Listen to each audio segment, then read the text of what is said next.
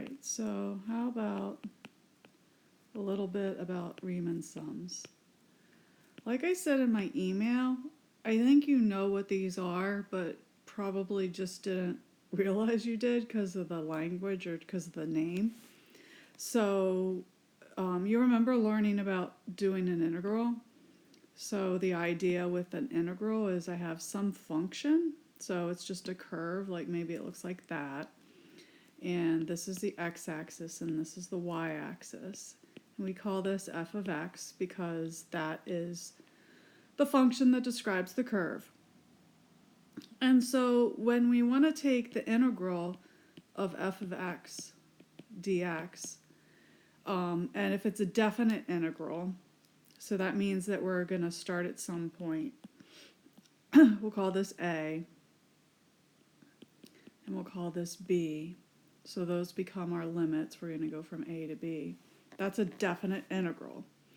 But we also learned that really what you're doing is you're finding the area under the curve. So this integral equals the area under the curve. So if you were able to figure this out, what it was, then you would know the answer to that integral. Like you could actually potentially, if you have a really simple shape for your function, you don't even have to really do the integral.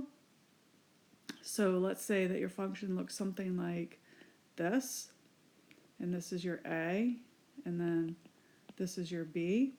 You could just separate this into the triangle and the square, and you just add the areas together.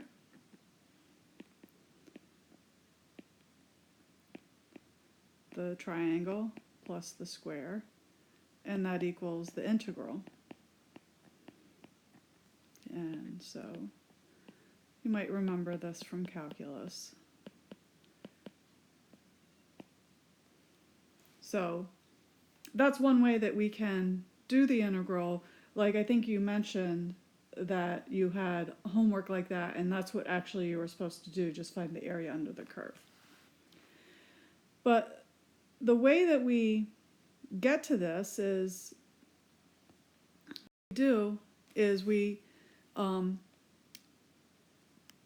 when we talk about doing the integral, so again, I'm going to have my function. I'm going to make it something easier to work with. Look like this.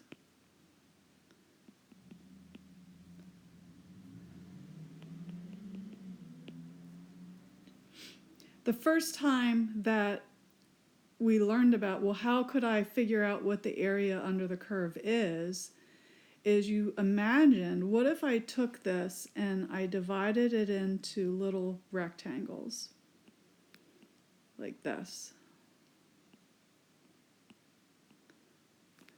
And each one of those has a width of delta x, and then it has a height.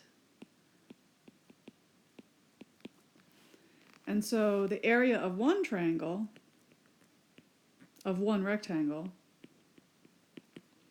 equals delta x times the height. And then the total area under the curve you'd find by adding up all the areas of the rectangles. And this is really what we're talking about, or they're talking about when they say a Riemann sum. Is it's basically, how do I find, what am I doing when I add up all the area of the rectangles is I'm taking a Riemann sum. So let's go back because the picture's all messy. And so I have my f of x. And here's a. And here's b. The first thing I want to know is what's the size of my interval? What is delta x? Well, it depends on how many little rectangles we have. So if we have n rectangles, we would take the total width, b minus a, and divide it by n. And then each little rectangle has this width.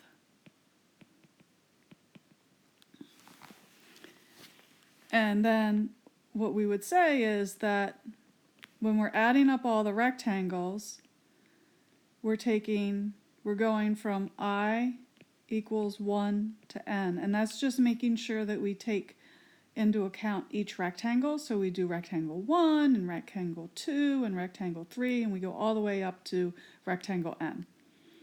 And it would be the height times delta x is what the sum is. Now, if we do the little rectangles like this,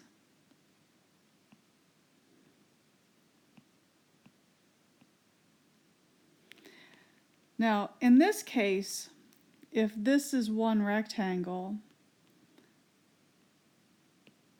the left-hand side of that rectangle, which is the height, is basically, for this particular one, is the function evaluated at a.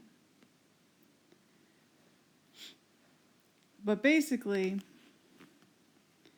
and this is where it gets a little bit confusing, because you can do this a couple different ways. And one of the ways is if you take this is called a left-hand Riemann sum, because what we're doing is the height of the rectangle is the height that it has on the left-hand side. Notice how over here it's lower than the curve, and it matches the curve on the left-hand side of each of these rectangles. And so when I'm doing this, and I go from 1 to n, now, I guess what would be helpful to say is x sub 0 is going to be a, and x sub n is equal to b, and x sub 1 would be a plus delta x. All right, and then x sub 2 would be equal to a plus 2 delta x, and so on. But anyway, the height on the left-hand side is the value that the function has with x minus 1, because so the idea is when we start off, we want this to be x sub 0, which is a, and then when I equals 2, it'll be the value at x1, which is going to be this one, and so on. I hope that makes sense. And so this is used to approximate the area under the curve, and this is called the Riemann sum.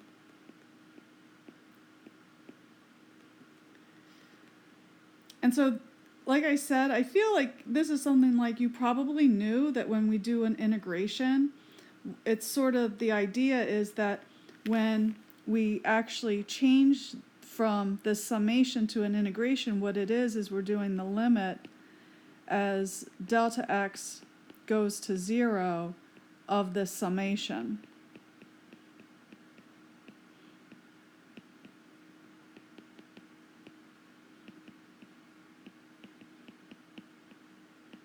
And so the idea is that, that's what delta x becomes a dx, which means it's really, really, really small. We say infinitesimally small. But again, this is, I think, why she's talking about it, is because this is related to what you're doing, in that it has a relationship to like building up to the point where you talk about an integral, but that we're approximating right now by the Riemann sum. If we do the right-hand side, then the idea is that, well, let me just go to that, which I'm not really good at this, but if we're doing the Riemann sum by the right-hand side, and we go from A to B, the idea is that our, so here, I'm taking the rectangles have the height. Now you can see it better when you get to here. the height of the rectangle is on the right-hand side of the rectangle instead of the left-hand side that we did previously. And so then the Riemann sum would look a little bit different in that it would be, f of x sub I, and then times delta x. And so then you have to go over to n minus 1. And so where x sub 1 is still going to be a plus delta x. So this is a right-hand Riemann sum. I hope that helps, because I think really it's just sort of putting the math language into something that is more familiar to you.